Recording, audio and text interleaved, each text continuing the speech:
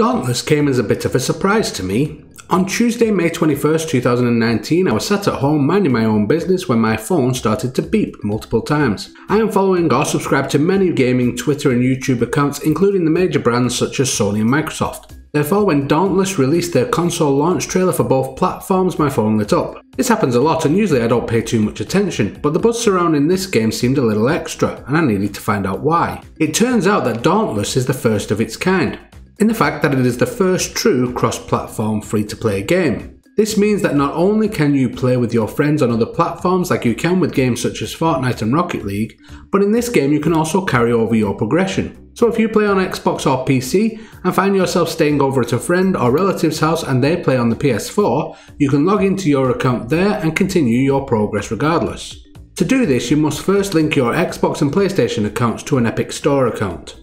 Now, I know a lot of people are trying to dodge the Epic Store and some are dead set against it because of the way they are taking games away from Steam. But if you want to play this game and feel you may want to play it cross-platform at some point, then these are the hoops you will need to jump through. I recommend doing this before you start playing. I played on the Xbox One and did not, and then I found out that the game created an Epic account for me anyway. Once it had done this, I had to contact support and get help unlinking my Xbox account from the new account and adding it to my existing Epic account.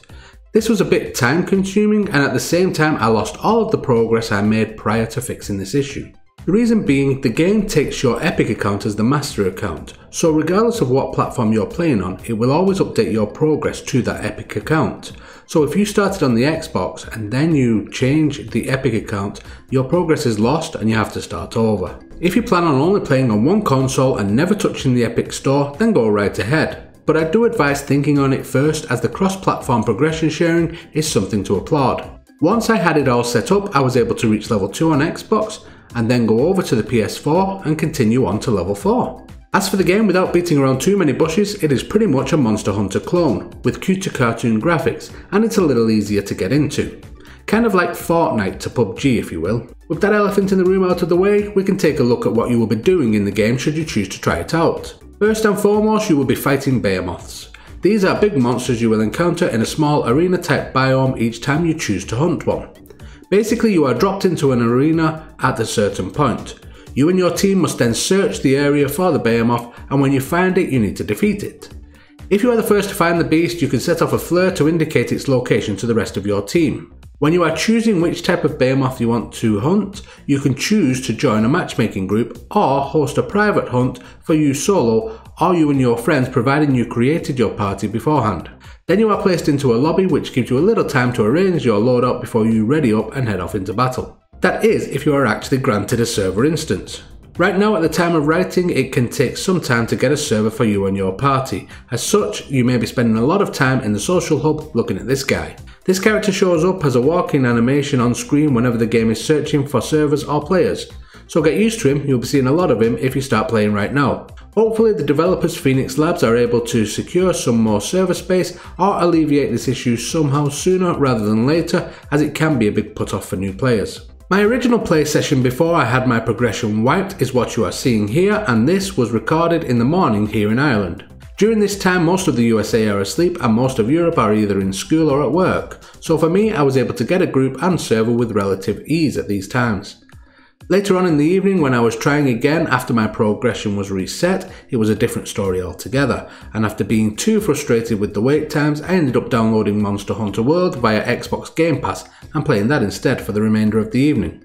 As such, I have some comparisons to make, and without kicking Dauntless when it's down, of course Monster Hunter is going to be the better game of the two, as it was created by the AAA developer Capcom that have had many years perfecting this genre and game style. With that said, there are some things that I hope Phoenix Labs are able to bring to Dauntless as soon as they can. One of those things is a way to better understand what shape the behemoth is in that you are fighting. In Monster Hunter World, when the monster is starting to reach the end of its life expectancy, it starts to show signs of this by limping or looking much worse for wear. In Dauntless, this does not seem to be the case. When you are wailing on the behemoth at the start of the fight, you see cuts appear on its body. These, however, seem to heal themselves as time goes by, and the behemoth seems to be recovering rather than weakening.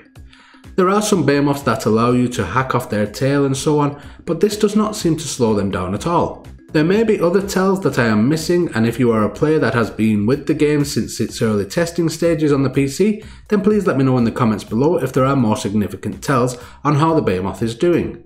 For me, it just seems to be going strong and then all of a sudden is dead, with no fanfare or change in its demeanour to indicate that this is coming.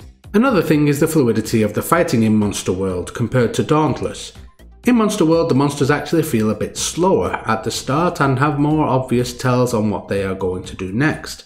Each monster has a moveset that is fairly easy to pick up on and prepare for. Dauntless seems to be a bit erratic in this. When I fight a Behemoth in Dauntless, I feel the attack animations are simply too slow to allow you to get in, do some damage and dodge out of the way of the next attack. Some of them just never seem to take a break.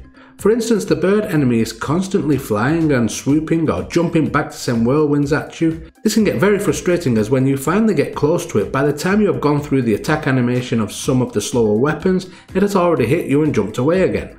I know that part of playing the game is going to be learning which weapons and armour is best to use for certain fights. Maybe a well upgraded repeater and fast moving armour set will be the best way to go for this particular enemy, but when starting out, the materials required to upgrade your armour and weapons is not that easy to come by until you unlock patrols, so your first encounter with this Behemoth can be a lengthy, enduring one. Aside from comparisons, there are also some quality of life improvements I would like to see for the Xbox version at least. The game does not seem to have a 4K option for the Xbox One X, and as such the graphics can look very murky and erratic when playing on the One X and on a 4K screen. Secondly, there is no keyboard support for the Xbox at the time of writing this. I feel this is required as soon as possible, as without it, it makes the social hub in the game feel a bit desolate. If there were people chatting in this area, it would give you something to do whilst waiting for a server. Discussing the game and asking or providing tips in this setting can be what makes a game great.